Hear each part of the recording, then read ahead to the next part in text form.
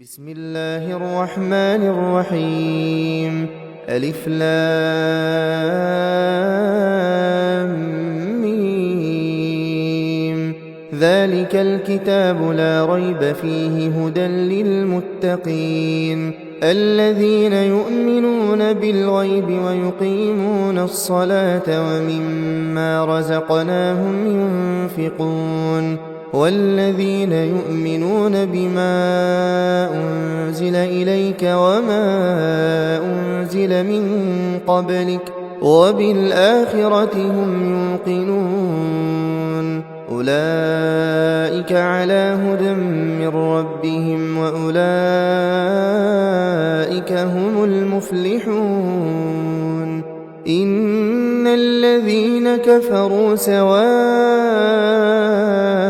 عليهم أأنذرتهم أم لم تنذرهم لا يؤمنون. ختم الله على قلوبهم وعلى سمعهم وعلى أبصارهم غشاوة ولهم عذاب عظيم. ومن الناس من يقول آمنا بالله وباليوم الآخر وما هم بمؤمنين يخادعون الله والذين آمنوا وما يخدعون إلا أنفسهم وما يشعرون. في قلوبهم مرض فزادهم الله مرضا ولهم عذاب أليم بما كانوا يكذبون. وإذا قيل لهم لا تفسدوا في الأرض قالوا إنما نحن مصلحون ألا إنهم هم المفسدون ولكن لا يشعرون. وإذا قيل لهم آمنوا كما آمن الناس قالوا أنؤمن كما آمن السفهاء ألا إنهم هم السفهاء ولكن لا يعلمون. وإذا لقوا الذين آمنوا قالوا آمنا وإذا خلوا إلى شياطينهم قالوا إنا معكم إنما نحن مستهزئون. الله يستهزئ بهم ويمدهم في طغيانهم يعمهون. أولئك الذين اشتروا الضلالة بالهدى فما ربحت تجارتهم وما كانوا مهتدين. مثلهم كمثل الذي استوقد نارا فلما أضاءت ما حوله ذهب الله بنورهم وتركهم في ظلمات لا يبصرون. صم بكم عمي فهم لا يرجعون. أو كصيب من السماء فيه ظلمات ورعد وبرق يجعلون أصابعهم في آذانهم من الصواعق حذر الموت والله محيط بالكافرين. يكاد البرق يخطف أبصارهم كلما أضاء لهم مشوا فيه وإذا أظلم عليهم قاموا ولو شاء الله لذهب بسمعهم وأبصارهم إن الله على كل شيء قدير. يا أيها الناس اعبدوا ربكم الذي خلقكم والذين من قبلكم لعلكم تتقون. الذي جعل لكم الأرض فراشا والسماء بناء وأنزل من السماء ماء فأخرج به من الثمرات رزقا لكم فلا تجعلوا لله أندادا وأنتم تعلمون وإن كنتم في ريب مما نزلنا على عبدنا فأتوا بسورة من مثله وادعوا شهداءكم من دون الله إن كنتم صادقين فإن لم تفعلوا ولن تفعلوا فاتقوا النار التي وقودها الناس والحجارة أعدت للكافرين وبشر الذين آمنوا وعملوا الصالحات أن لهم جنات تجري من تحتها الأنهار كلما رزقوا منها من ثمرة رزقا قالوا هذا الذي رزقنا من قبل وأتوا به متشابها ولهم فيها أزواج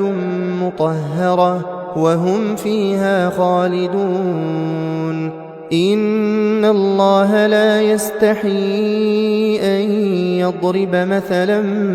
ما بعوضة فما فوقها فأما الذين آمنوا فيعلمون أنه الحق من ربهم وأما الذين كفروا فيقولون ماذا أراد الله بهذا مثلا يضل به كثيرا ويهدي به كثيرا وما يضل به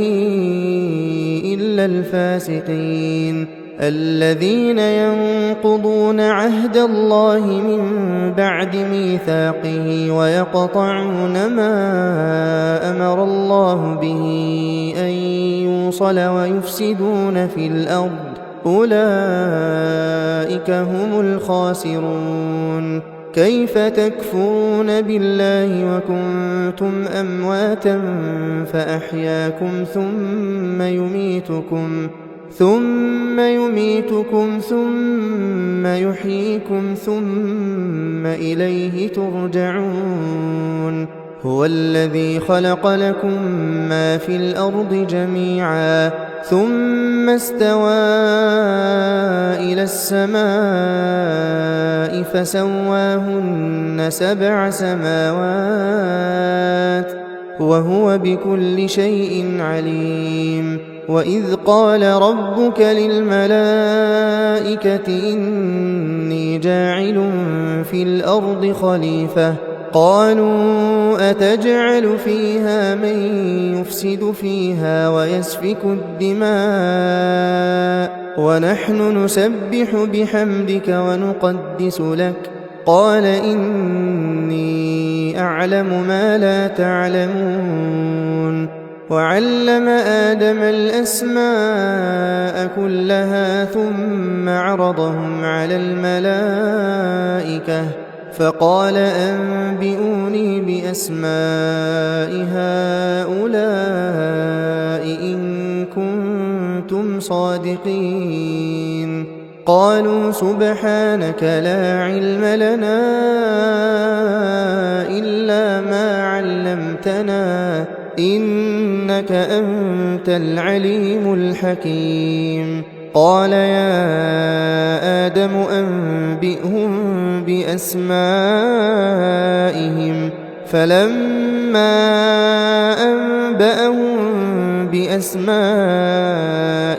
قال ألم أقل لكم إني أعلم غيب السماوات والأرض وأعلم ما تبدون وما كنتم تكتمون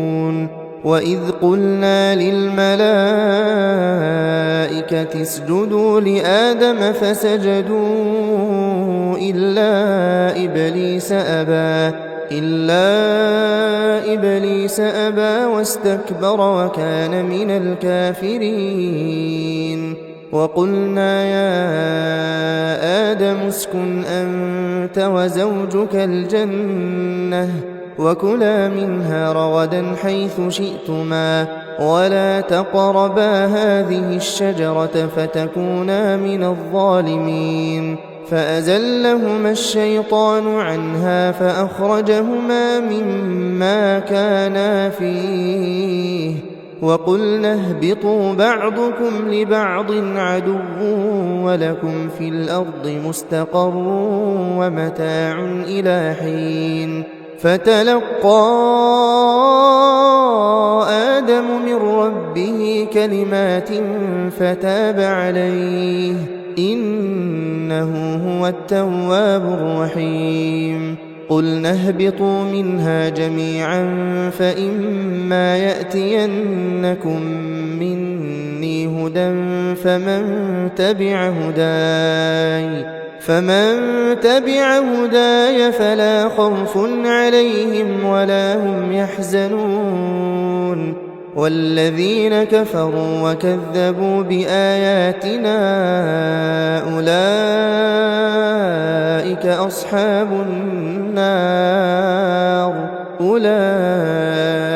أصحاب النار هم فيها خالدون يا بني إسرائيل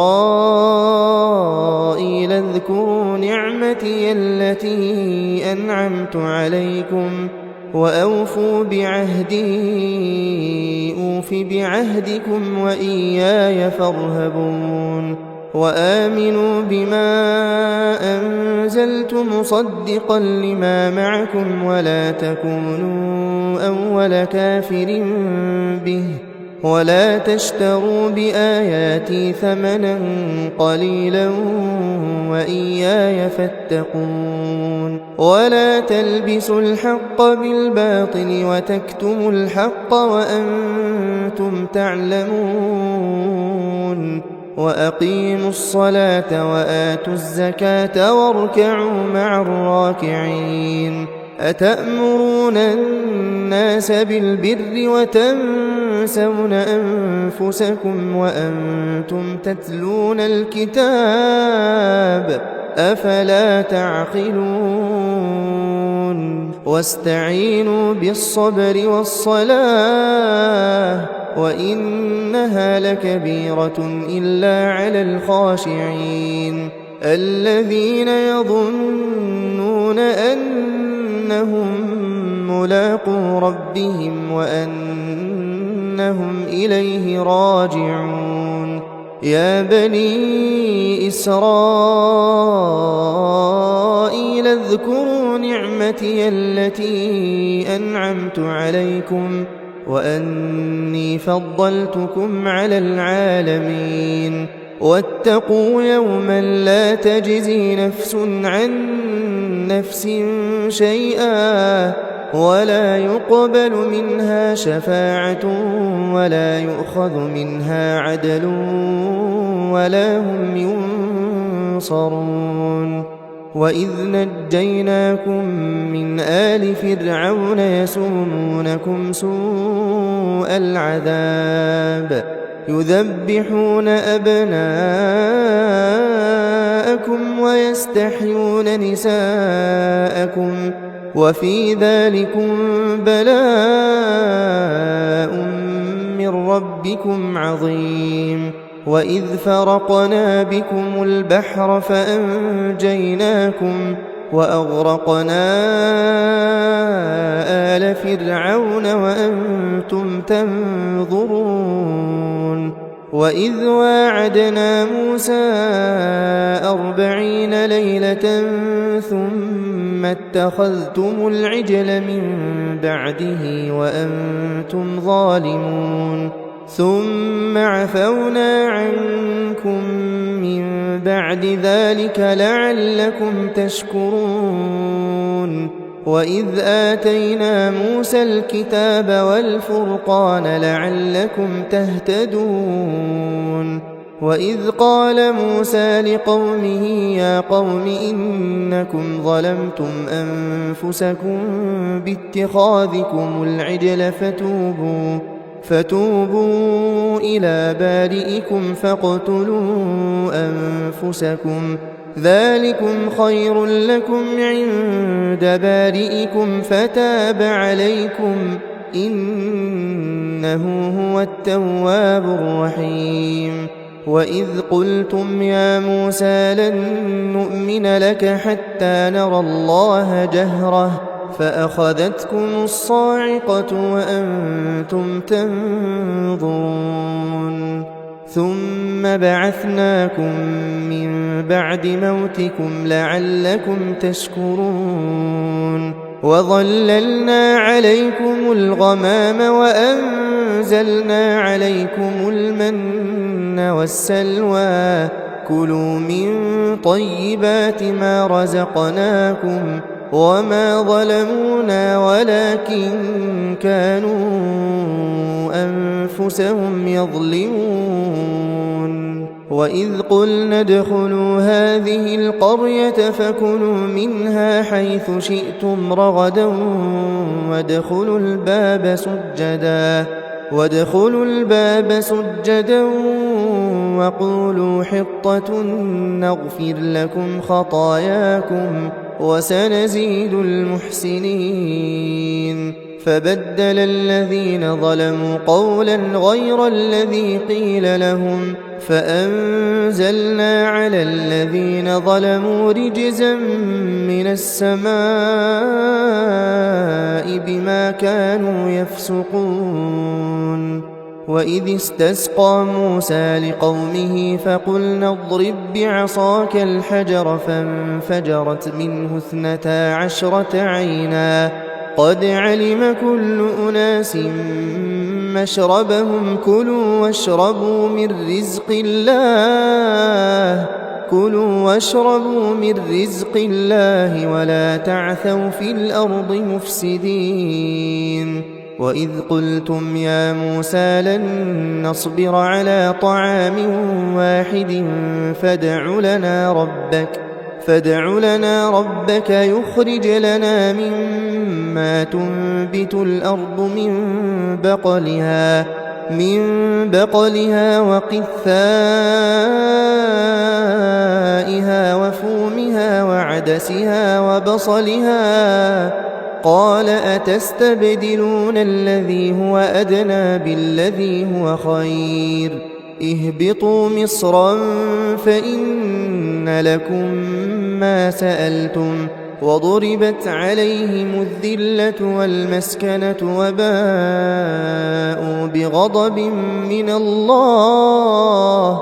ذلك بأنهم كانوا يكفرون بآيات الله ويقتلون النبيين بغير الحق ذلك بما عصوا وكانوا يعتدون إن الذين آمنوا والذين هادوا والنصارى والصابئين من آمن بالله واليوم الآخر وعمل صالحا فلهم أجرهم عند ربهم ولا خوف عليهم ولا هم يحزنون وإذ أخذنا ميثاقكم ورفعنا فوقكم الطور خذوا ما آتيناكم بقوة واذكروا ما فيه لعلكم تتقون ثم توليتم من بعد ذلك فلولا فضل الله عليكم ورحمته لكنتم من الخاسرين ولقد علمتم الذين اعتدوا منكم في السبت فقلنا لهم كونوا قردة خاسئين فجعلناها نكالا لما بين يديها وما خلفها وموعظة للمتقين وإذ قال موسى لقومه إن الله يأمركم أن تذبحوا بقرة قالوا أتتخذنا هزوا قال أعوذ بالله أن أكون من الجاهلين قالوا ادع لنا ربك يبين لنا ما هي قال إنه يقول إنها بقرة لا فارض ولا بكر عوان بين ذلك فافعلوا ما تؤمرون قالوا ادع لنا ربك يبين لنا ما لونها قال إنه يقول إنها بقرة صفراء فاقع لونها تسر الناظرين قالوا ادع لنا ربك يبين لنا ما هي إن البقرة شابه علينا وإنا إن شاء الله لمهتدون قال إنه يقول إنها بقرة لا ذلول تثير الأرض ولا تسقي الحرث مسلمة لا شية فيها قالوا الآن جئت بالحق فذبحوها وما كادوا يفعلون وإذ قتلتم نفسا فادارأتم فيها والله مخرج ما كنتم تكتمون فقلنا اضربوه ببعضها كذلك يحيي الله الموتى ويريكم آياته لعلكم تعقلون ثم قست قلوبكم من بعد ذلك فهي كالحجارة أو أشد قسوة وإن من الحجارة لما يتفجر منه الأنهار وإن منها لما يشقق فيخرج منه الماء وإن منها لما يهبط من خشية الله وما الله بغافل عما تعملون أفتطمعون أن يؤمنوا لكم وقد كان فريق منهم يسمعون كلام الله ثم يحرفونه من بعد ما عقلوه وهم يعلمون وإذا لقوا الذين آمنوا قالوا آمنا وإذا خلا بعضهم إلى بعض قالوا أتحدثونهم بما فتح الله عليكم ليحاجوكم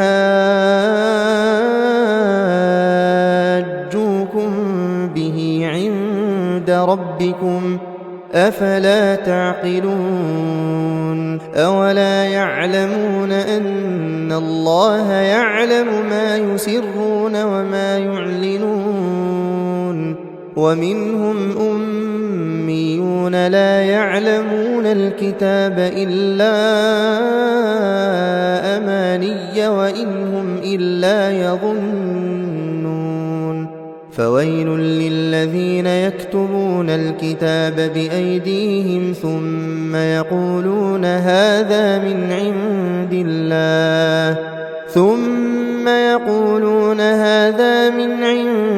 الله ليشتروا به ثمنا قليلا فويل لهم مما كتبت أيديهم وويل لهم مما يكسبون وقالوا لن تمسنا النار إلا أياما معدودة قل أتخذتم عند الله عهدا فلن يخلف الله عهده أم تقولون على الله ما لا تعلمون بلى من كسب سيئة وأحاطت به خطيئته فأولئك أصحاب النار هم فيها خالدون والذين آمنوا وعملوا الصالحات أولئك أصحاب الجنة هم فيها خالدون وإذ أخذنا ميثاق بني إسرائيل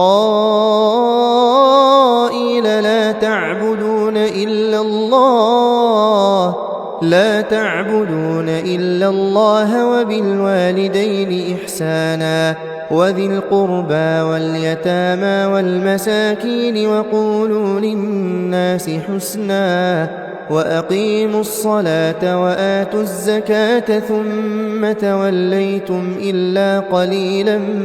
منكم وأنتم معرضون وإذ أخذنا ميثاقكم لا تسفكون دماءكم ولا تخرجون أنفسكم من دياركم ثم أقررتم وأنتم تشهدون ثم أنتم هؤلاء تقتلون أنفسكم وتخرجون فريقا منكم من ديارهم تظاهرون عليهم بالإثم والعدوان وإن يأتوكم أسارى تفادوهم وهو محرم عليكم إخراجهم أفتؤمنون ببعض الكتاب وتكفرون ببعض فما جزاء من يفعل ذلك منكم إلا خزي في الحياة الدنيا ويوم القيامة يردون إلى أشد العذاب وما الله بغافل عما تعملون أولئك الذين اشتروا الحياة الدنيا بالآخرة فلا يخفف عنهم العذاب ولا هم ينصرون ولقد آتينا موسى الكتاب وقفينا من بعده بالرسل وآتينا عيسى ابن مريم البينات وأيدناه بروح القدس أفكلما جاءكم رسول بما لا تهوى أنفسكم استكبرتم ففريقا كذبتم وفريقا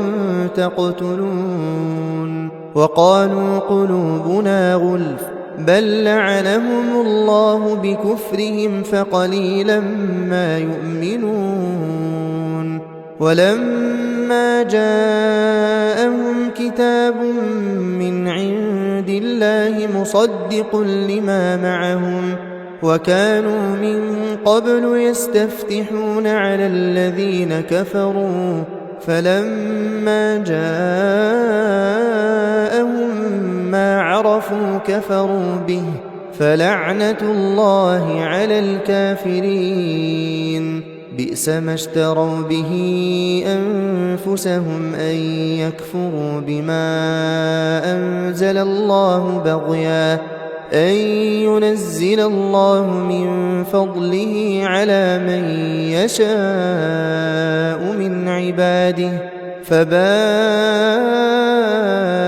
بغضب على غضب وللكافرين عذاب مهين وإذا قيل لهم آمنوا بما أنزل الله قالوا نؤمن بما أنزل علينا ويكفرون بما وراءه وهو الحق مصدقا لما معهم قل فلم تقتلون أنبياء الله من قبل إن كنتم مؤمنين ولقد جاءكم موسى بالبينات ثم اتخذتم العجل من بعده وأنتم ظالمون وإذ أخذنا ميثاقكم ورفعنا فوقكم الطور خذوا ما آتيناكم بقوة واسمعوا قالوا سمعنا وعصينا وأشربوا في قلوبهم العجل بكفرهم قل بئس ما يأمركم به إيمانكم إن كنتم مؤمنين قل إن كانت لكم الدار الآخرة عند الله خالصة من دون الناس فتمنوا الموت إن كنتم صادقين ولن يتمنوه أبدا بما قدمت أيديهم والله عليم بالظالمين ولتجدنهم أحرص الناس على حياة ومن الذين أشركوا يود أحدهم لو يعمر 1000 سنة وما هو بمزحزحه من العذاب أن يعمر والله بصير بما يعملون قل من كان عدوا لجبريل فإنه نزله على قلبك بإذن الله مصدقا لما بين يديه وهدى وبشرى للمؤمنين من كان عدوا لله وملائكته ورسله وجبريل وميكال فإن الله عدو للكافرين ولقد أنزلنا إليك آيات بينات وما يكفر بها إلا الفاسقون أوكلما عاهدوا عهدا نبذه فريق منهم بل أكثرهم لا يؤمنون ولما جاءهم رسول من عند الله مصدق لما معهم نبذ فريق من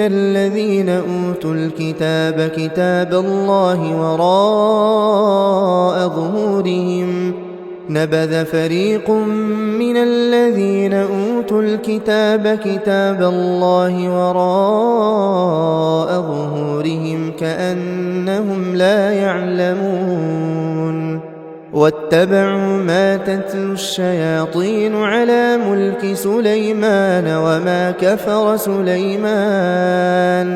وما كفر سليمان ولكن الشياطين كفروا يعلمون الناس السحر وما أنزل على الملكين ببابل هاروت وماروت وما يعلمان من أحد حتى يقولا إنما نحن فتنة فلا تكفر فيتعلمون منهما ما يفرقون به بين المرء وزوجه وما هم بضارين به من أحد إلا بإذن الله ويتعلمون ما يضرهم ولا ينفعهم ولقد علموا لمن اشتراه ما له في الآخرة من خلاق ولبئس ما شروا به أنفسهم لو كانوا يعلمون ولو أنهم آمنوا واتقوا لمثوبة من عند الله خير لو كانوا يعلمون يا أيها الذين آمنوا لا تقولوا راعنا وقولوا انظرنا واسمعوا وللكافرين عذاب أليم ما يود الذين كفروا من أهل الكتاب ولا المشركين أن ينزل عليكم من خير من ربكم والله يختص برحمته من يشاء والله ذو الفضل العظيم ما ننسخ من آية أو ننسها نأت بخير منها أو مثلها ألم تعلم أن الله على كل شيء قدير ألم تعلم أن الله له ملك السماوات والأرض وما لكم من دون الله من ولي ولا نصير أم تريدون أن تسألوا رسولكم كما سئل موسى من قبل ومن يتبدل الكفر بالإيمان فقد ضل سواء السبيل ود كثير من أهل الكتاب لو يردونكم من بعد إيمانكم كفارا حسدا من عند أنفسهم من بعد ما تبين لهم الحق فاعفوا واصفحوا حتى يأتي الله بأمره إن الله على كل شيء قدير وأقيموا الصلاة وآتوا الزكاة وما تقدموا لأنفسكم من خير تجدوه عند الله إن الله بما تعملون بصير وقالوا لن يدخل الجنة إلا من كان هودا أو نصارى تلك أمانيهم قل هاتوا برهانكم إن كنتم صادقين بلى من أسلم وجهه لله وهو محسن فله أجره عند ربه ولا خوف عليهم ولا هم يحزنون وقالت اليهود ليست النصارى على شيء وقالت النصارى ليست اليهود على شيء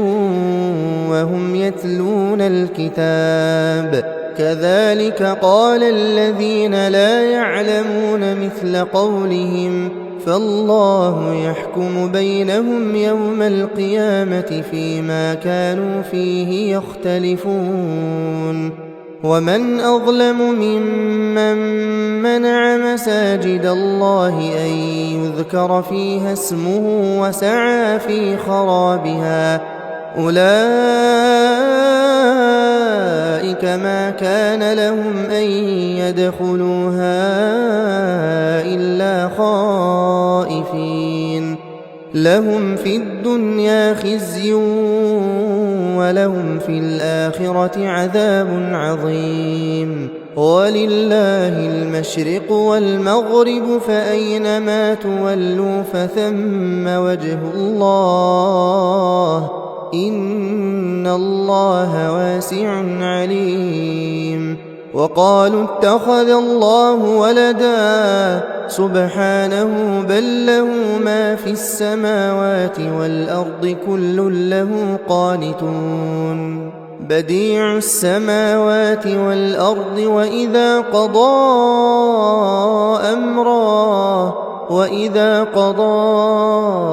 أمرا فإنما يقول له كن فيكون وقال الذين لا يعلمون لولا يكلمنا الله أو تأتينا آية كذلك قال الذين من قبلهم مثل قولهم تشابهت قلوبهم قد بينا الآيات لقوم يوقنون إنا أرسلناك بالحق بشيرا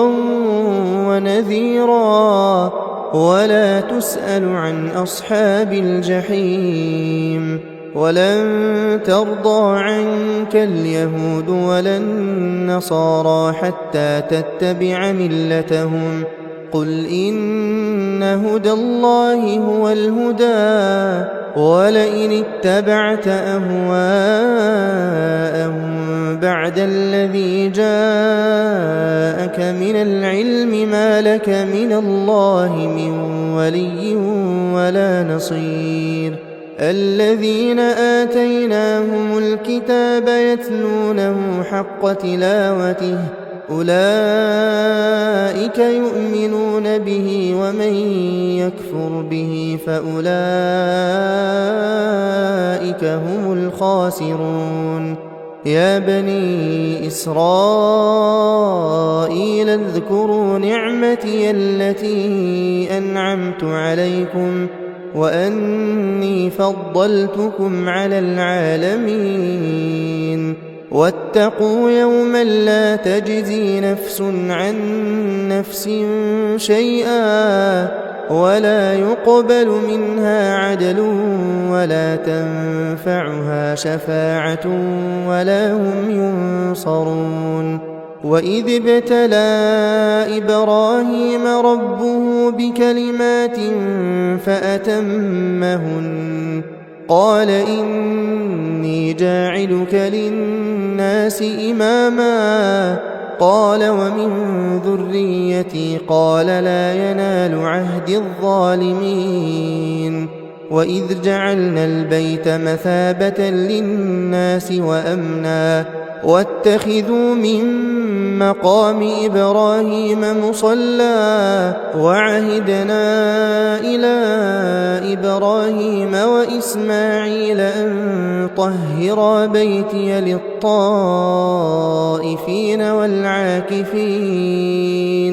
للطائفين والعاكفين والركع السجود وإذ قال إبراهيم رب اجعل هذا بلدا آمنا وارزق أهله من الثمرات من آمن منهم بالله واليوم الآخر قال ومن كفر فأمتعه قليلا ثم أضطره إلى عذاب النار وبئس المصير وإذ يرفع إبراهيم القواعد من البيت وإسماعيل ربنا تقبل منا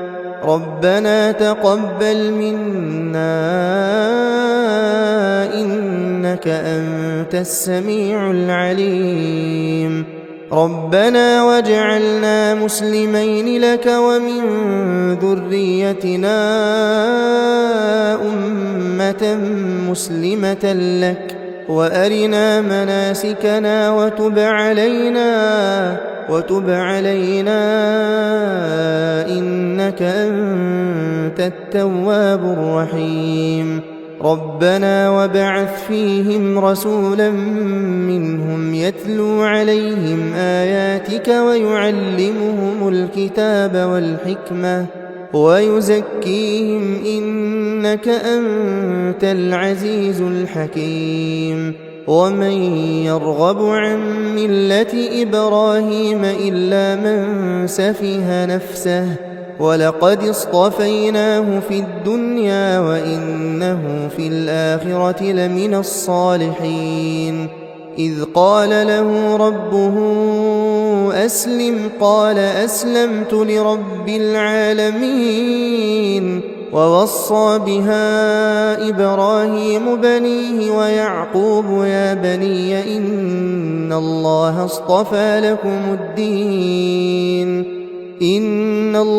اصطفى لكم الدين فلا تموتن إلا وأنتم مسلمون أم كنتم شهداء إذ حضر يعقوب الموت إذ قال لبنيه ما تعبدون من بعدي قالوا نعبد إلهك وإله آبائك إبراهيم وإسماعيل إبراهيم وإسماعيل وإسحاق إلها واحدا ونحن له مسلمون تلك أمة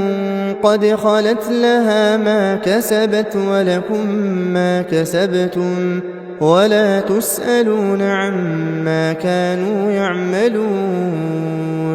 وقالوا كونوا هودا أو نصارى تهتدوا قل بل ملة إبراهيم حنيفا وما كان من المشركين قولوا آمنا بالله وما أنزل إلينا وما أنزل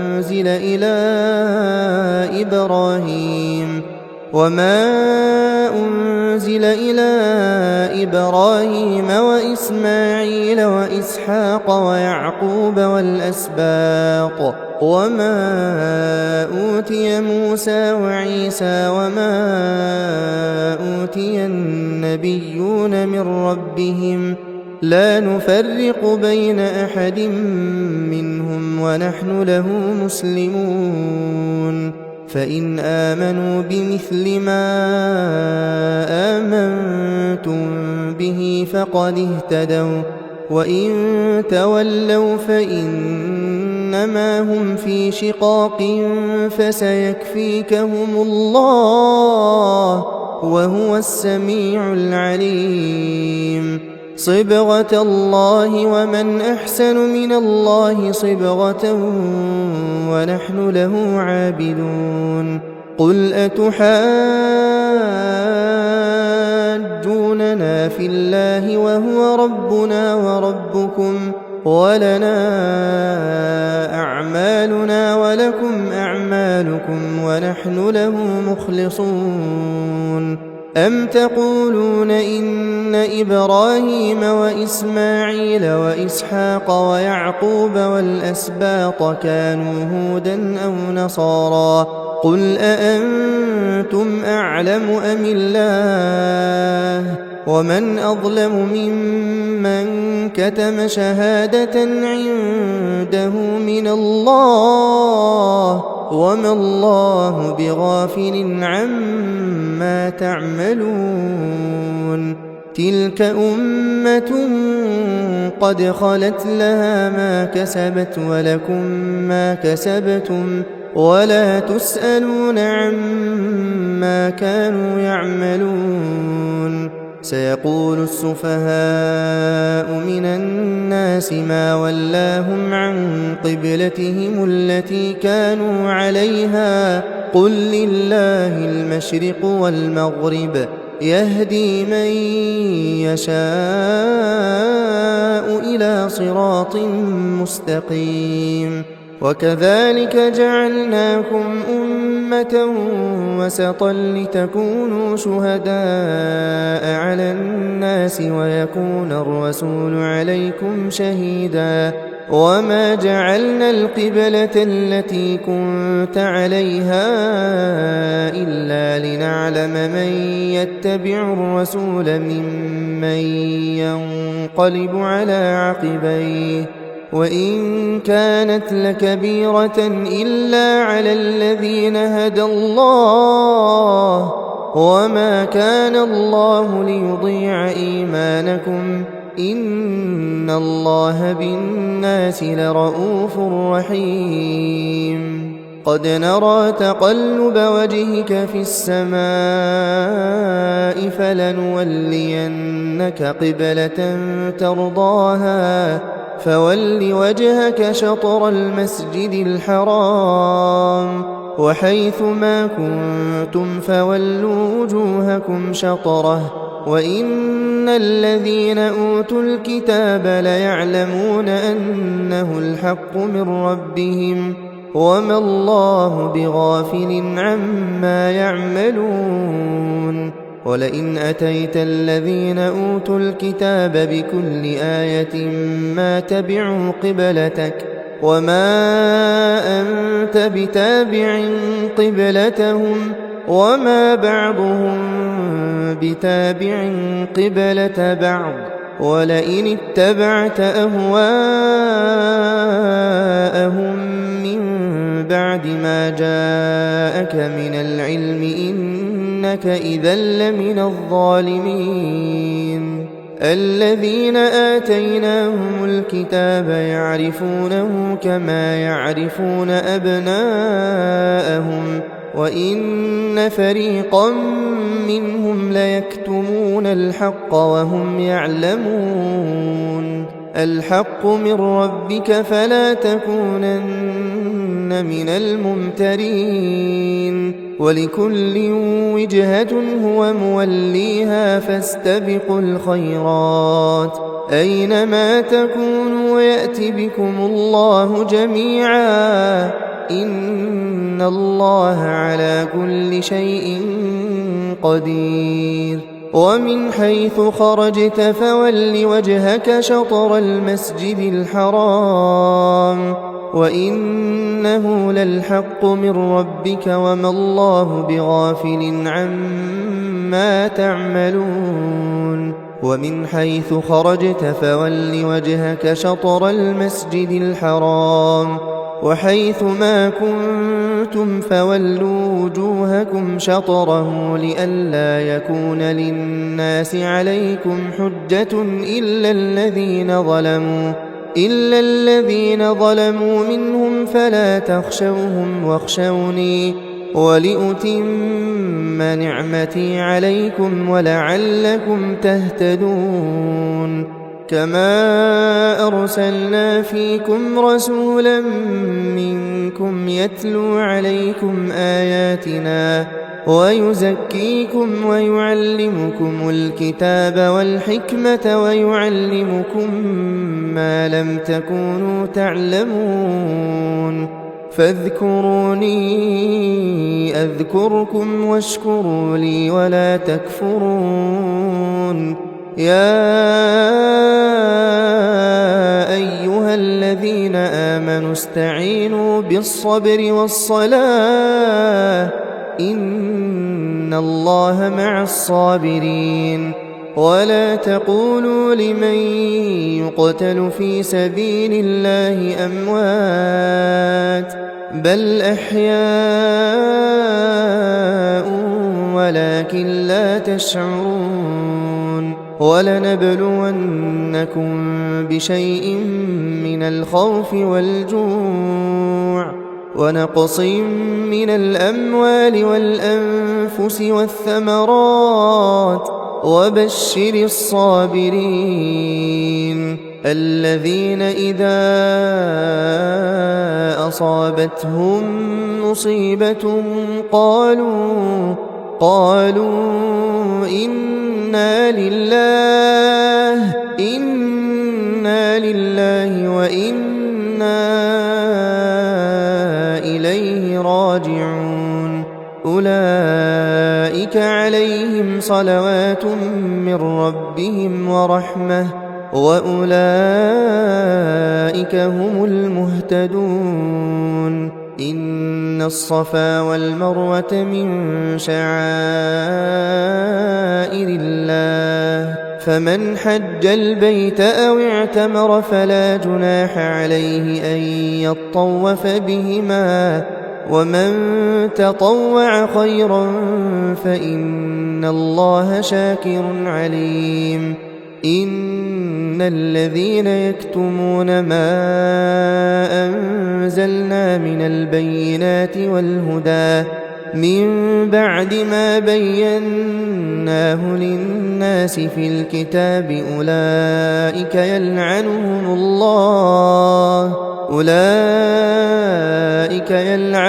الله ويلعنهم اللاعنون إلا الذين تابوا وأصلحوا وبينوا فأولئك أتوب عليهم وأنا التواب الرحيم. إن الذين كفروا وماتوا وهم كفار أولئك عليهم لعنة الله والملائكة والناس أجمعين. خالدين فيها لا يخفف عنهم العذاب ولا هم ينظرون وإلهكم إله واحد لا إله إلا هو الرحمن الرحيم إن في خلق السماوات والأرض واختلاف الليل والنهار والفلك التي تجري في البحر بما ينفع الناس وما أنزل الله من السماء من ماء فأحيا به الأرض بعد موتها وبث فيها من كل دابة وتصريف الرياح والسحاب المسخر بين السماء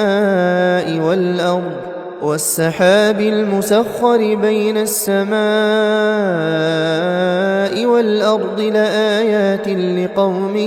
يعقلون ومن الناس من يتخذ من دون الله أندادا يحبونهم كحب الله والذين آمنوا أشد حبا لله ولو يرى الذين ظلموا إذ يرون العذاب أن القوة لله جميعا وأن الله شديد العذاب إذ تبرأ الذين اتبعوا من الذين اتبعوا ورأوا العذاب وتقطعت بهم الأسباب وقال الذين اتبعوا لو أن لنا كرة فنتبرأ منهم كما تبرأوا منا كذلك يريهم الله أعمالهم حسرات عليهم وما هم بخارجين من النار يا أيها الناس كلوا مما في الأرض حلالا طيبا ولا تتبعوا خطوات الشيطان إنه لكم عدو مبين إنما يأمركم بالسوء والفحشاء وأن تقولوا على الله ما لا تعلمون وإذا قيل لهم اتبعوا ما أنزل الله قالوا بل نتبع ما ألفينا عليه آباءنا أولو كان آباؤهم لا يعقلون شيئا ولا يهتدون ومثل الذين كفروا كمثل الذي ينعق بما لا يسمع إلا دعاء ونداء صم بكم عمي فهم لا يعقلون يا أيها الذين آمنوا كلوا من طيبات ما رزقناكم واشكروا لله إن كنتم إياه تعبدون إنما حرم عليكم الميتة والدم ولحم الخنزير وما أهل به لغير الله فمن اضطر غير باغ ولا عاد فلا إثم عليه إن الله غفور رحيم إن الذين يكتمون ما أنزل الله من الكتاب ويشترون به ثمنا قليلا أولئك ما يأكلون في بطونهم إلا النار ولا يكلمهم الله يوم القيامة ولا يزكيهم ولهم عذاب أليم أولئك الذين اشتروا الضلالة بالهدى والعذاب بالمغفرة فما أصبرهم على النار ذلك بأن الله نزل الكتاب بالحق وإن الذين اختلفوا في الكتاب لفي شقاق بعيد ليس البر أن تولوا وجوهكم قبل المشرق والمغرب ولكن البر من آمن بالله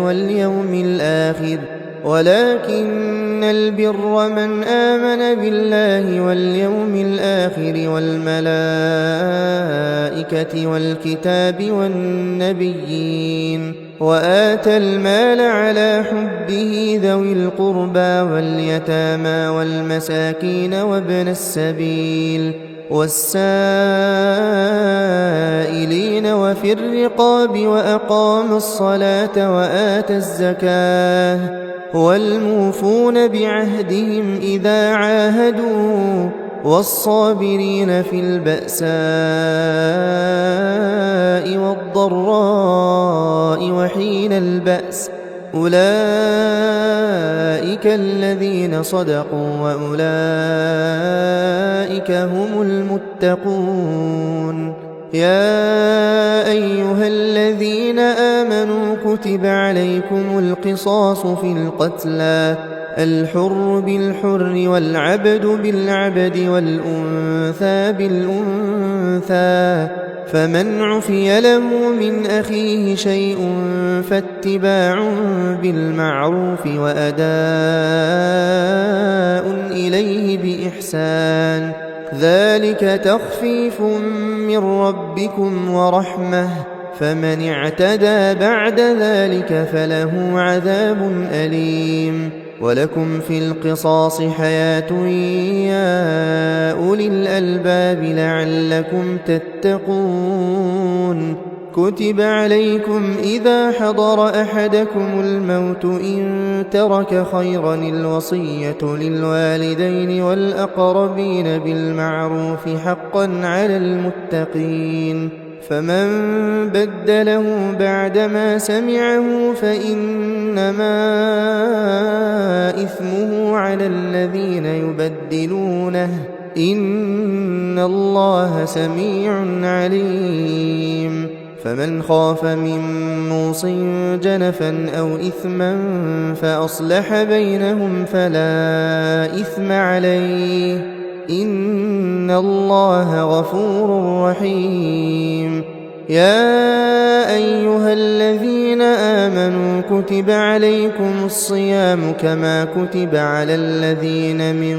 قبلكم لعلكم تتقون أياما معدودات فمن كان منكم مريضا أو على سفر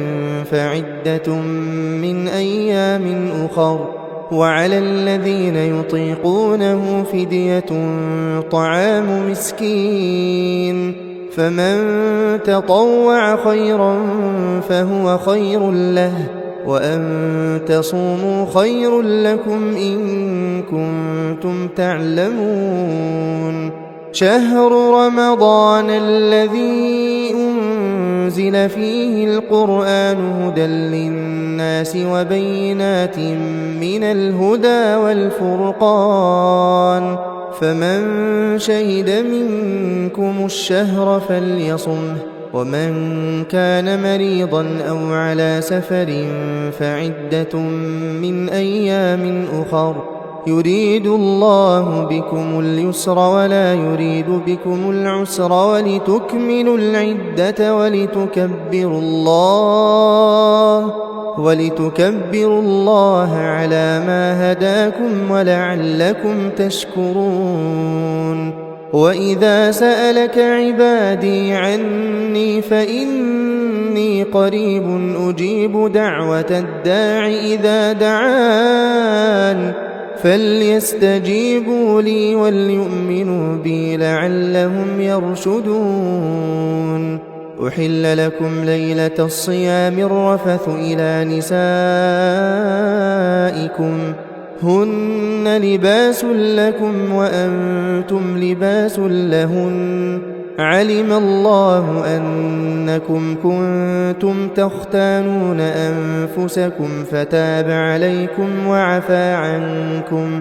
فالآن باشروهن وابتغوا ما كتب الله لكم وكلوا واشربوا حتى يتبين لكم الخيط الأبيض من الخيط الأسود من الفجر ثم أتموا الصيام إلى الليل ولا تباشروهن وأنتم عاكفون في المساجد تلك حدود الله فلا تقربوها كذلك يبين الله آياته للناس لعلهم يتقون ولا تأكلوا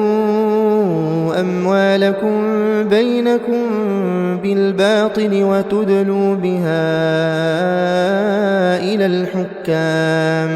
وتدلوا بها إلى الحكام لتأكلوا فريقا من أموال الناس بالإثم وأنتم تعلمون يسألونك عن الأهلة قل هي مواقيت للناس والحج وليس البر بأن تأتوا البيوت من ظهورها ولكن البر من اتقى وأتوا البيوت من أبوابها واتقوا الله لعلكم تفلحون وقاتلوا في سبيل الله الذين يقاتلونكم ولا تعتدوا إن الله لا يحب المعتدين واقتلوهم حيث ثقفتموهم وأخرجوهم من حيث أخرجوكم والفتنة أشد من القتل ولا تقاتلوهم عند المسجد الحرام حتى يقاتلوكم فيه فإن قاتلوكم فاقتلوهم كذلك جزاء الكافرين فإن انتهوا فإن الله غفور رحيم وقاتلوهم حتى لا تكون فتنة ويكون الدين لله فإن انتهوا فلا عدوان إلا على الظالمين الشهر الحرام بالشهر الحرام والحرمات قصاص فمن اعتدى عليكم فاعتدوا عليه بمثل ما اعتدى عليكم واتقوا الله واعلموا أن الله مع المتقين وأنفقوا في سبيل الله ولا تلقوا بأيديكم إلى التهلكة وأحسنوا إن الله يحب المحسنين وأتموا الحج والعمرة لله فإن أحصرتم فما استيسر من الهدي ولا تحلقوا رؤوسكم حتى يبلغ الهدي محله فمن كان منكم مريضا أو به أذى من رأسه ففدية من صيام أو صدقة أو نسك فإذا أمنتم فمن تمتع بالعمرة إلى الحج فما استيسر من الهدي فمن لم يجد فصيام 3 أيام في الحج و7 إذا رجعتم تلك 10 كاملة ذلك لمن لم يكن أهله حاضر المسجد الحرام واتقوا الله واعلموا أن الله شديد العقاب الحج أشهر معلومات فمن فرض فيهن الحج فلا رفث ولا فسوق ولا جدال في الحج وما تفعلوا من خير يعلمه الله وتزودوا فإن خير الزاد التقوى واتقون يا أولي الألباب ليس عليكم جناح أن تبتغوا فضلا من ربكم فإذا أفضتم من عرفات فاذكروا الله عند المشعر الحرام واذكروه كما هداكم وإن كنتم من قبله لمن الضالين ثم أفيضوا من حيث أفاض الناس واستغفروا الله إن الله غفور رحيم فإذا قضيتم مناسككم فاذكروا الله كذكركم آباءكم أو أشد ذكرا فمن الناس من يقول ربنا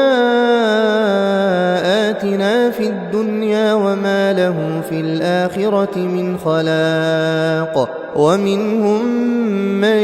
يقول ربنا آتنا في الدنيا حسنة وفي الآخرة حسنة وقنا عذاب النار أولئك لهم نصيب مما كسبوا والله سريع الحساب واذكروا الله في أيام معدودات فمن تعجل في يومين فلا إثم عليه ومن تأخر فلا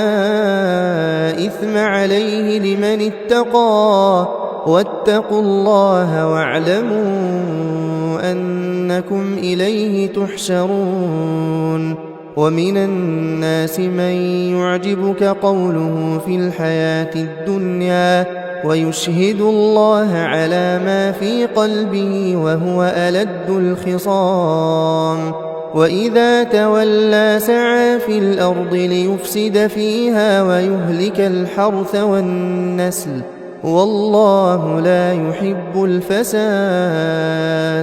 وإذا قيل له اتق الله أخذته العزة بالإثم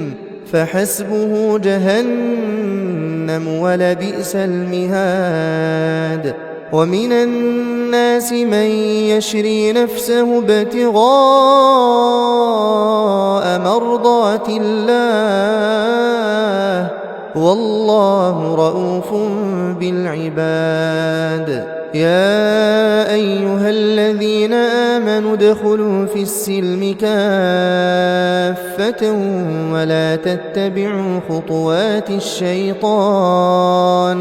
ولا تتبعوا خطوات الشيطان إنه لكم عدو مبين فإن زللتم من بعد ما جاءتكم البينات فاعلموا أن الله عزيز حكيم هل ينظرون إلا أن يأتيهم الله في ظلل من الغمام والملائكة وقضي الأمر وإلى الله ترجع الأمور سل بني إسرائيل كم آتيناهم من آية بينة ومن يبدل نعمة الله من بعد ما جاءته فإن الله شديد العقاب زين للذين كفروا الحياة الدنيا ويسخرون من الذين آمنوا والذين اتقوا فوقهم يوم القيامة والله يرزق من يشاء بغير حساب كان الناس أمة واحدة فبعث الله النبيين مبشرين ومنذرين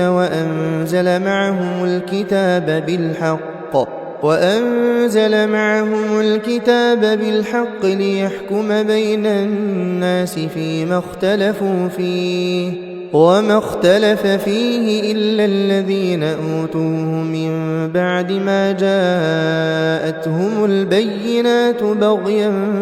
بينهم فهدى الله الذين آمنوا لما اختلفوا فيه من الحق بإذنه والله يهدي من يشاء إلى صراط مستقيم. أم حسبتم أن تدخلوا الجنة ولما يأتكم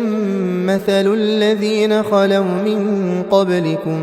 مستهم البأساء والضراء وزلزلوا حتى يقول الرسول والذين آمنوا معه متى نصر الله ألا إن نصر الله قريب. يسألونك ماذا ينفقون قل ما أنفقتم من خير فللوالدين والأقربين واليتامى والمساكين وابن السبيل وما تفعلوا من خير فإن الله به عليم. كتب عليكم القتال وهو كره لكم وعسى أن تكرهوا شيئا وهو خير لكم وعسى أن تحبوا شيئا وهو شر لكم والله يعلم وأنتم لا تعلمون. يسألونك عن الشهر الحرام قتال فيه قل قتال فيه كبير وصد عن سبيل الله وكفر به والمسجد الحرام وإخراج أهله منه أكبر عند الله والفتنة أكبر من القتل ولا يزالون يقاتلونكم حتى يردوكم عن دينكم إن استطاعوا ومن يرتدد منكم عن دينه فيمت وهو كافر فأولئك حبطت أعمالهم في الدنيا والآخرة وأولئك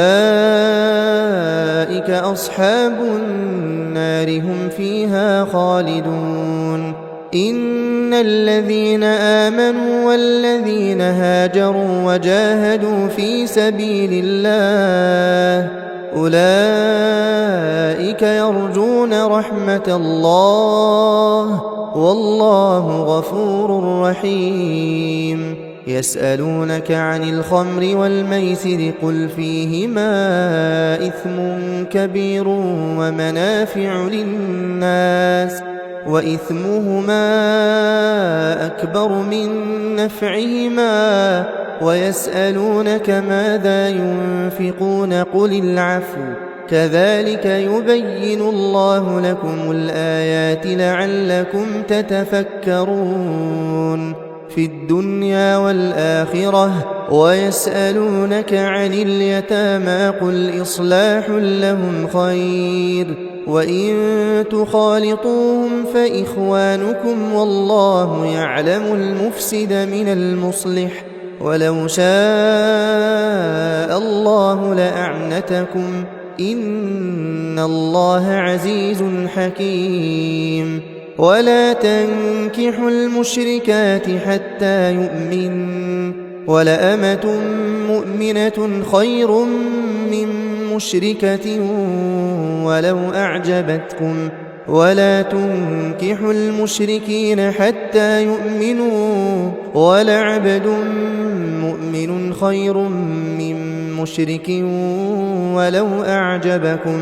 أولئك يدعون إلى النار والله يدعو إلى الجنة والمغفرة بإذنه ويبين آياته للناس لعلهم يتذكرون. ويسألونك عن المحيض قل هو أذى فاعتزلوا النساء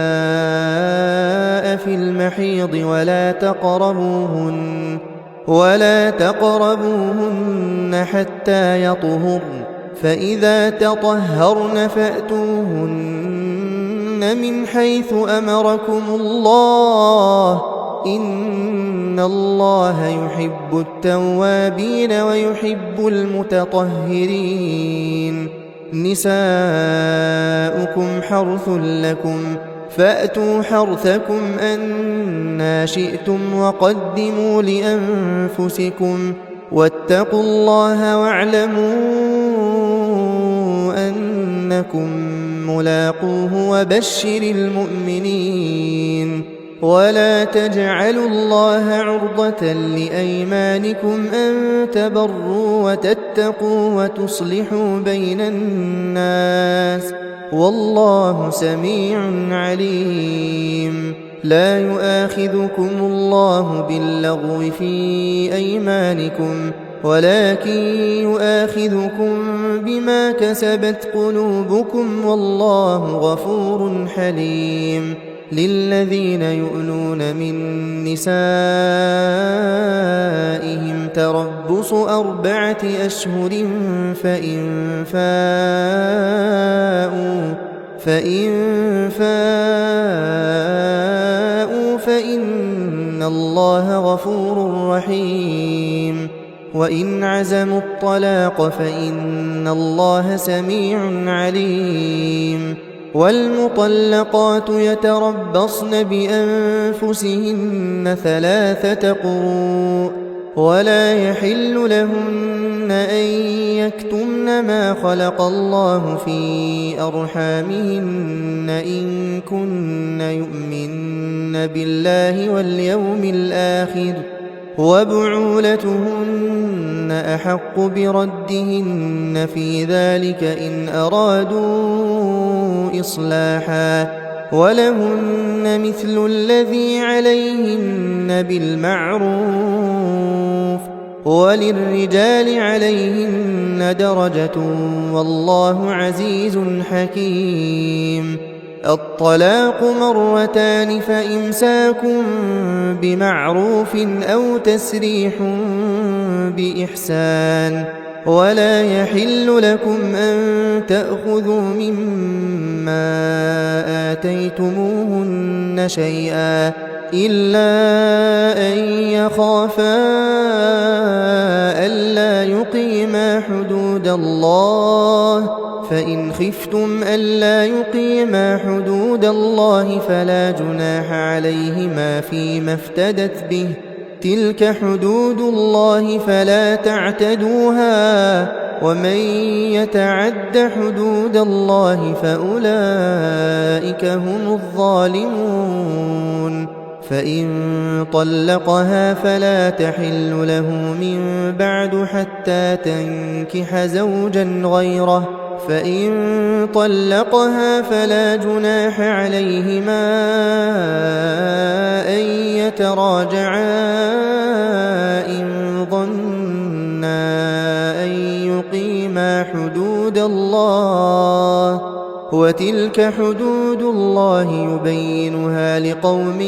يعلمون وإذا طلقتم النساء فبلغن أجلهن فأمسكوهن بمعروف أو سرحوهن بمعروف ولا تمسكوهن ضرارا لتعتدوا ومن يفعل ذلك فقد ظلم نفسه ولا تتخذوا آيات الله هزوا واذكروا نعمة الله عليكم وما أنزل عليكم من الكتاب والحكمة يعظكم به واتقوا الله واعلموا أن الله بكل شيء عليم وإذا طلقتم النساء فبلغن أجلهن فلا تعضلوهن أن ينكحن أزواجهن إذا تراضوا بينهم بالمعروف ذلك يوعظ به من كان منكم يؤمن بالله واليوم الآخر ذلكم أزكى لكم وأطهر والله يعلم وأنتم لا تعلمون والوالدات يرضعن أولادهن حولين كاملين لمن أراد أن يتم الرضاعة وعلى المولود له رزقهن وكسوتهن بالمعروف لا تكلف نفس إلا وسعها لا تضار والدة بولدها ولا مولود له بولده وعلى الوارث مثل ذلك فإن أرادا فصالا عن تراض منهما وتشاور فلا جناح عليهما وإن أردتم أن تسترضعوا أولادكم فلا جناح عليكم إذا سلمتم ما آتيتم بالمعروف واتقوا الله واعلموا أن الله بما تعملون بصير والذين يتوفون منكم ويذرون أزواجا يتربصن بأنفسهن 4 أشهر وعشرا فإذا بلغن أجلهن فلا جناح عليكم فيما فعلن في أنفسهن بالمعروف والله بما تعملون خبير ولا جناح عليكم فيما عرضتم به من خطبة النساء أو أكننتم في أنفسكم علم الله أنكم ستذكرونهن ولكن لا تواعدوهن سرا إلا أن تقولوا قولا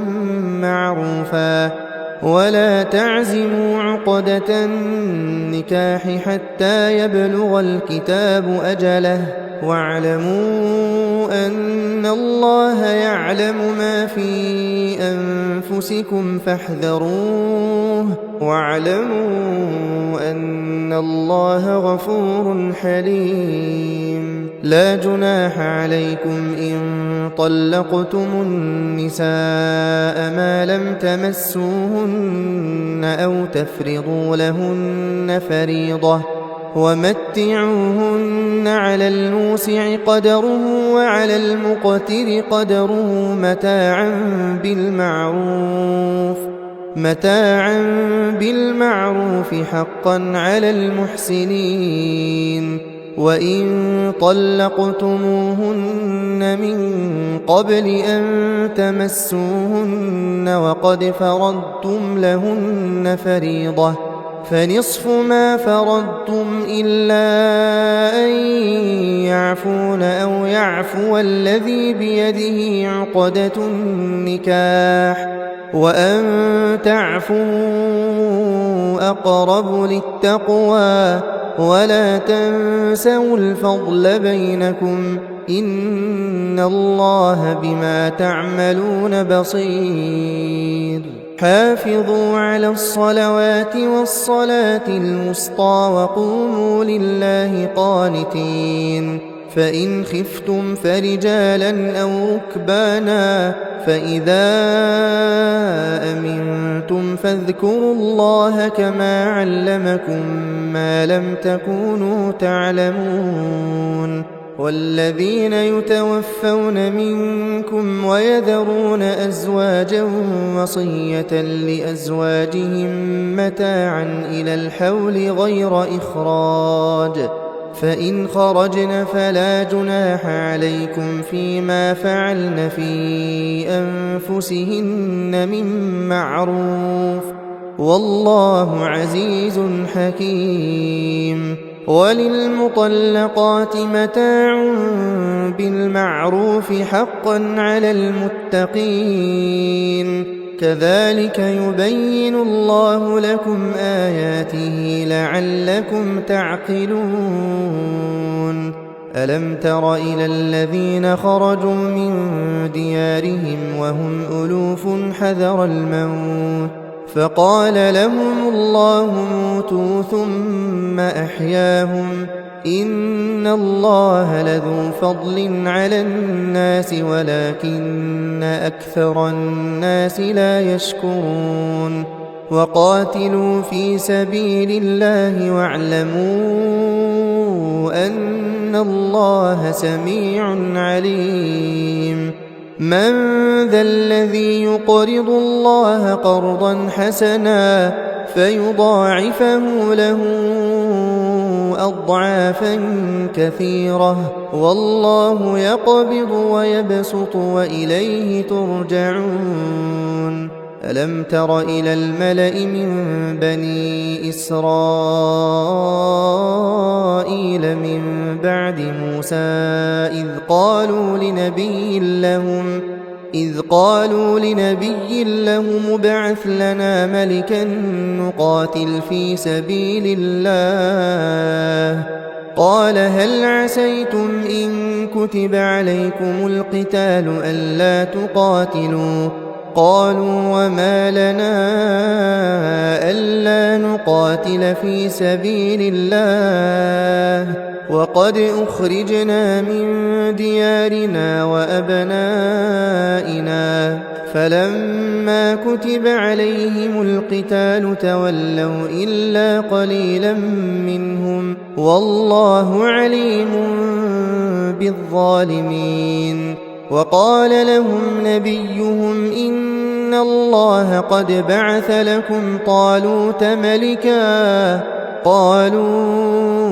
أنى يكون له الملك علينا ونحن أحق بالملك منه ولم يؤت سعة من المال قال إن الله اصطفاه عليكم وزاده بسطة في العلم والجسم والله يؤتي ملكه من يشاء والله واسع عليم وقال لهم نبيهم إن آية ملكه أن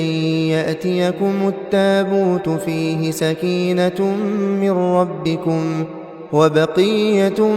مما ترك آل موسى وآل هارون تحمله الملائكة إن في ذلك لآية لكم إن كنتم مؤمنين فلما فصل طالوت بالجنود قال إن الله مبتليكم بنهر فمن شرب منه فليس مني ومن لم يطعمه فإنه مني إلا من اغترف غرفة بيده فشربوا منه إلا قليلا منهم فلما جاوزه هو والذين آمنوا معه قالوا لا طاقة لنا اليوم بجالوت وجنوده قال الذين يظنون أنهم ملاقو الله كم من فئة قليلة غلبت فئة كثيرة بإذن الله والله مع الصابرين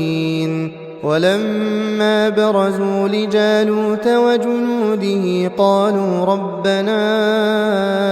أفرغ علينا صبرا وثبت أقدامنا وانصرنا على القوم الكافرين فهزموهم بإذن الله وقتل داود جالوت وآتاه الله الملك والحكمة وعلمه مما يشاء ولولا دفع الله الناس بعضهم ببعض لفسدت الأرض ولكن الله ذو فضل على العالمين تلك آيات الله نتلوها عليك بالحق وإنك لمن المرسلين تلك الرسل فضلنا بعضهم على بعض منهم من كلم الله ورفع بعضهم درجات وآتينا عيسى ابن مريم البينات وأيدناه بروح القدس ولو شاء الله ما اقتتل الذين من بعدهم من بعد ما جاءتهم البينات ولكن اختلفوا فمنهم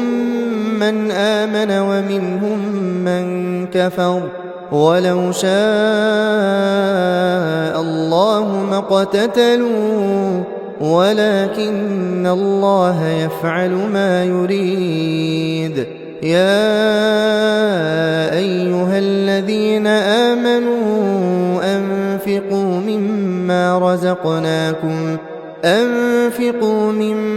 رزقناكم من قبل أن يأتي يوم لا بيع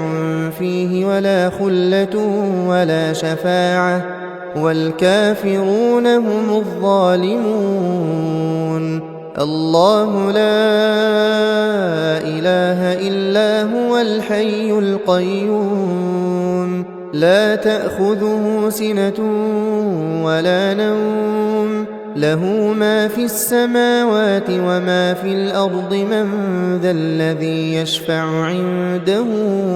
إلا بإذنه يعلم ما بين أيديهم وما خلفهم ولا يحيطون بشيء من علمه إلا بما شاء وسع كرسيه السماوات والأرض ولا يؤوده حفظهما وهو العلي العظيم لا إكراه في الدين قد تبين الرشد من الغي فمن يكفر بالطاغوت ويؤمن بالله فقد استمسك بالعروة الوثقى لا انفصام لها والله سميع عليم الله ولي الذين آمنوا يخرجهم من الظلمات إلى النور والذين كفروا أولياؤهم الطاغوت يخرجونهم من النور إلى الظلمات أولئك أصحاب النار هم فيها خالدون ألم تر إلى الذي حاج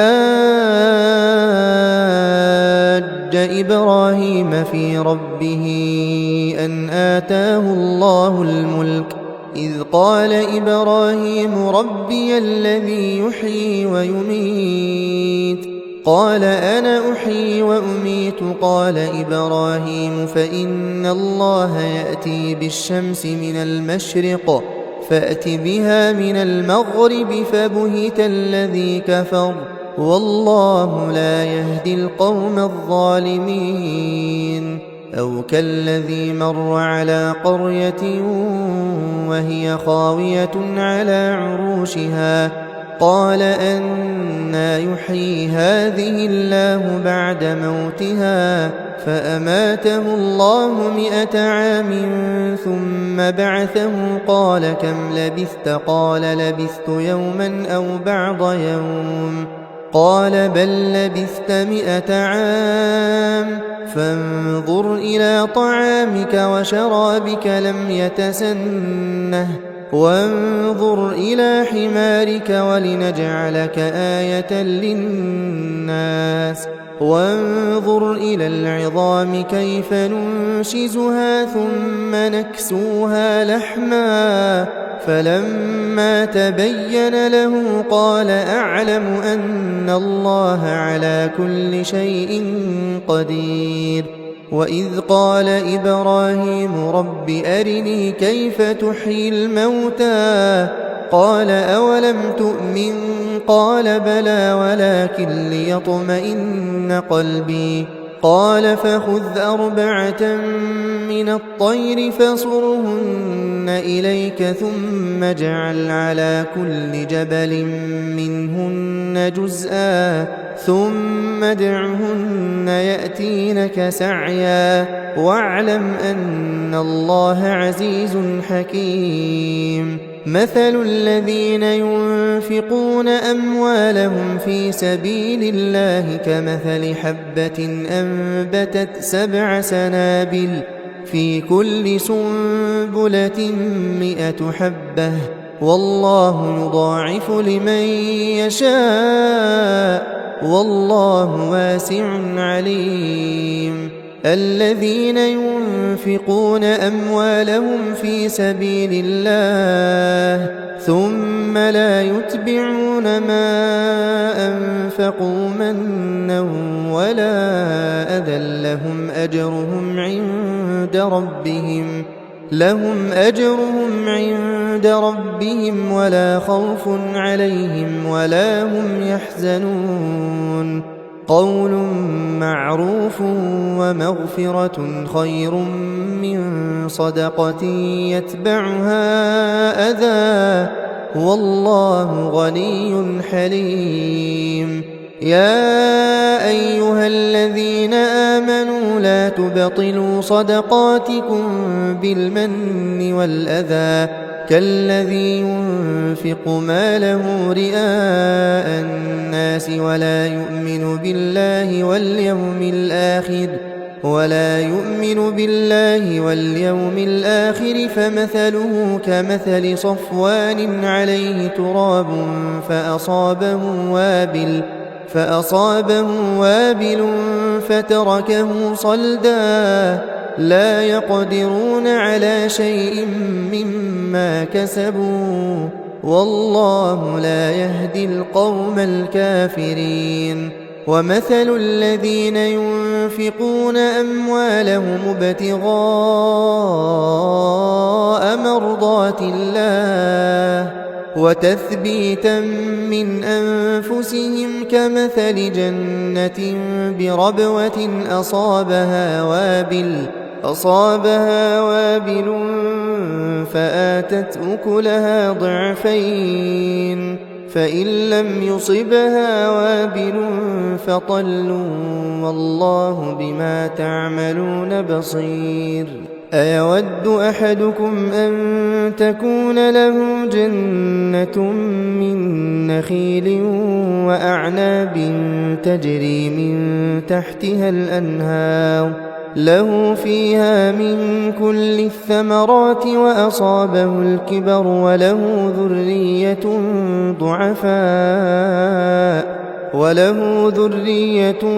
ضعفاء فأصابها إعصار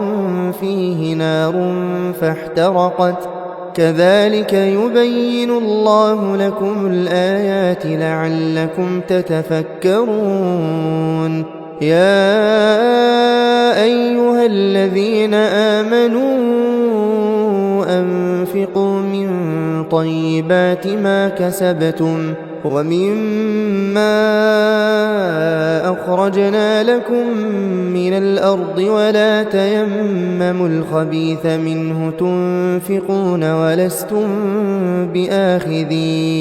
ولستم بآخذيه إلا أن تغمضوا فيه واعلموا أن الله غني حميد الشيطان يعدكم الفقر ويأمركم بالفحشاء والله يعدكم مغفرة منه وفضلا والله واسع عليم يؤتي الحكمة من يشاء ومن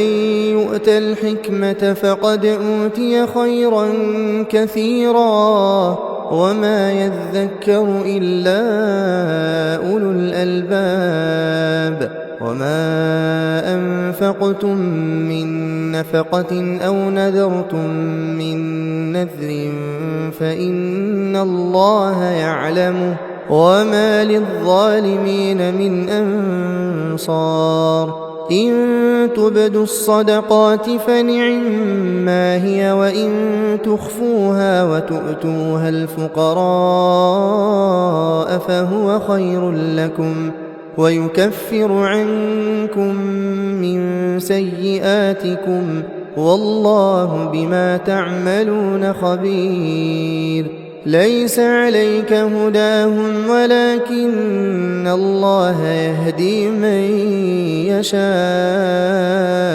وما تنفقوا من خير فلأنفسكم وما تنفقون إلا ابتغاء وجه الله وما تنفقوا من خير يوفى إليكم وأنتم لا تظلمون للفقراء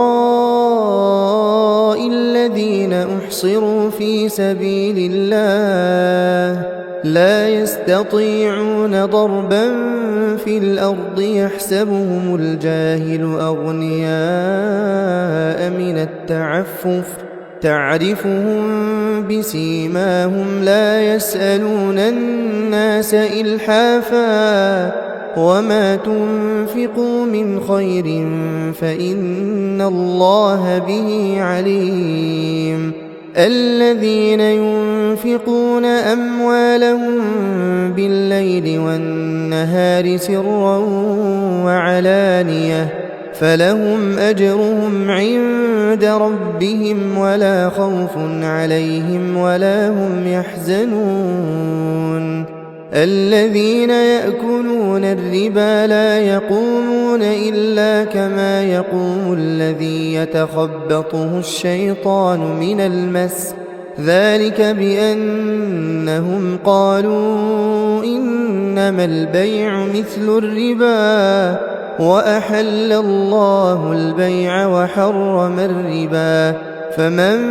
جاءه موعظة من ربه فانتهى فله ما سلف وأمره إلى الله ومن عاد فأولئك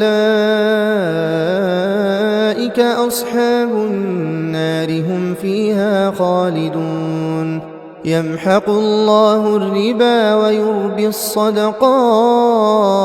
والله لا يحب كل كفار أثيم إن الذين آمنوا وعملوا الصالحات وأقاموا الصلاة وآتوا الزكاة لهم أجرهم عند ربهم ولا خوف عليهم ولا هم يحزنون يا أيها الذين آمنوا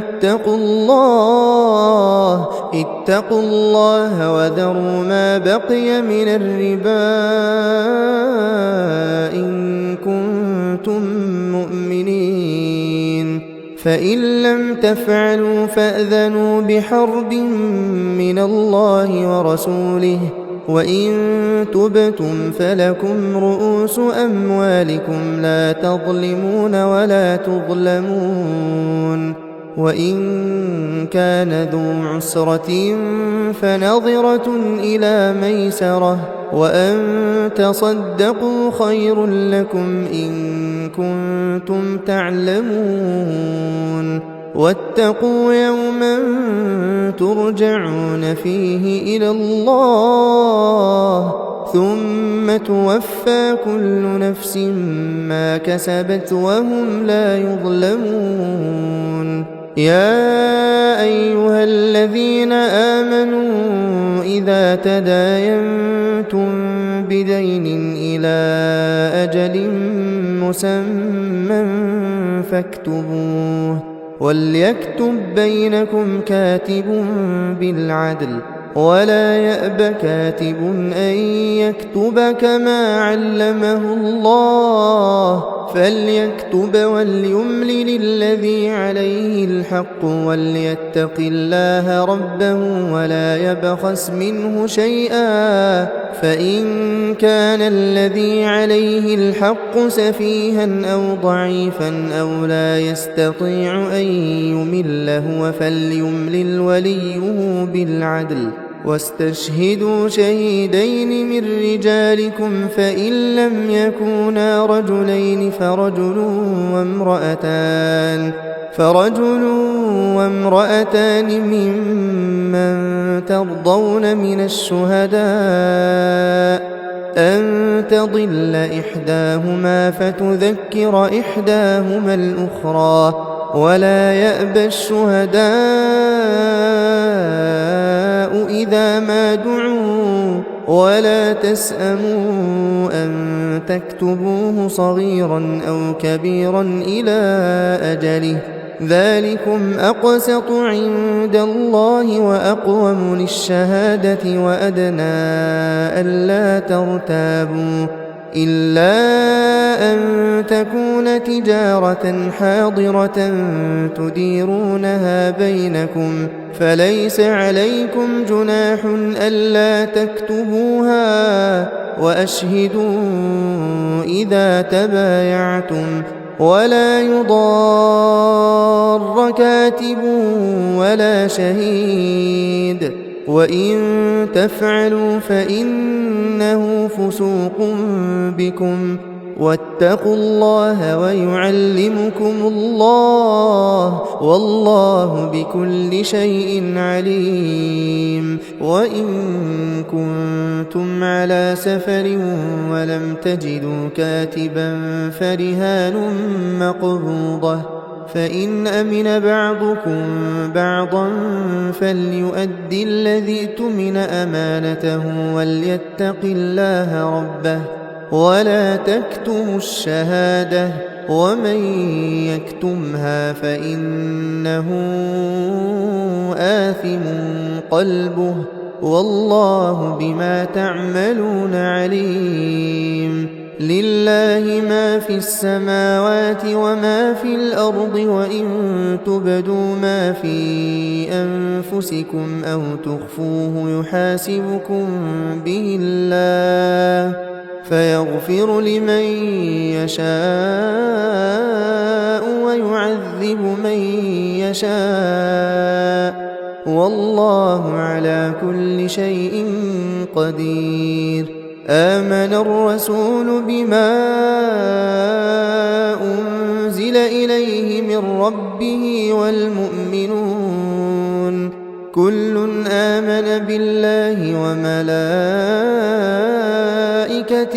وكتبه ورسله لا نفرق بين أحد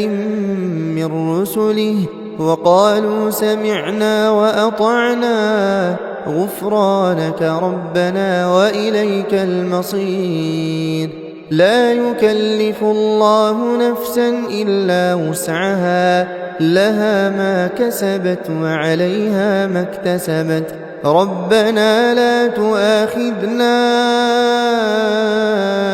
إن نسينا أو أخطأنا ربنا ولا تحمل علينا إصرا كما حملته على الذين من قبلنا ربنا ولا تحملنا ما لا طاقة لنا به واعف عنا واغفر لنا وارحمنا أنت مولانا فانصرنا على القوم الكافرين